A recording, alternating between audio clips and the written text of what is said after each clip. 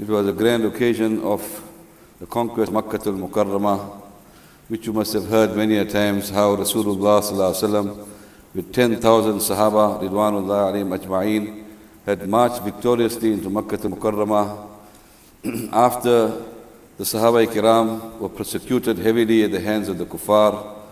The awe of the Sahaba was in the hearts of the kuffar around them, and they thought today is a day when Muhammad sallallahu alaihi wasallam will not spare us.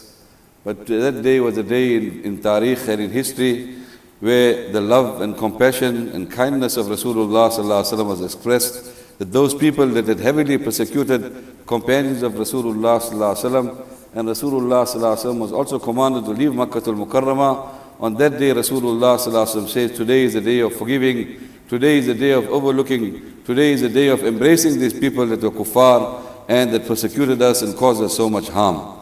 Here we can judge the amount of love and compassion and mercy in the Mubarak heart of Rasulullah sallallahu alaihi wasallam.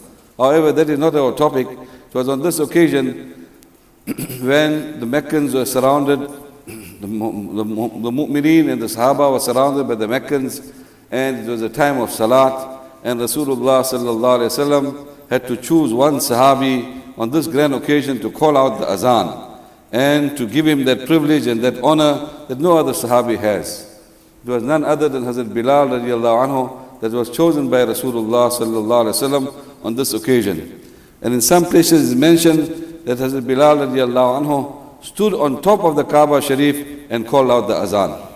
Called out the Azan and proclaimed the oneness of Allah subhanahu wa ta'ala in that place where the mu'minin could not even read namaz, could not even say La ilaha illallah, could not even express that we are believers. Here Rasulullah sallallahu alaihi wasallam appoints Hazrat Bilal radiallahu anhu to stand on the Kaabatullah and to proclaim the oneness of Allah subhanahu wa ta'ala. This was too much for the kuffar around them. People like Abu Sufyan, people like Hisham bin Haris and the other kuffar, they could not withstand this, that here an Abyssinian slave, not even from Makkah al-Mukarramah, not even from Arabian descent, he has to stand up here in the Kaabatullah and proclaim the oneness of Allah subhanahu wa ta'ala. They began to pass derogatory remarks against Hazrat Bilal radiallahu anhu. Some, ma'azallah, picked on his color. Some began to say that Muhammad sallallahu alaihi wasallam could not find any person other than him. Some say, I am lucky my father was not alive to see this disgraceful day. And one person said, I do not want to comment because Rasulullah sallallahu alaihi wasallam will be informed through wahi as to what I say. And that is exactly what happened.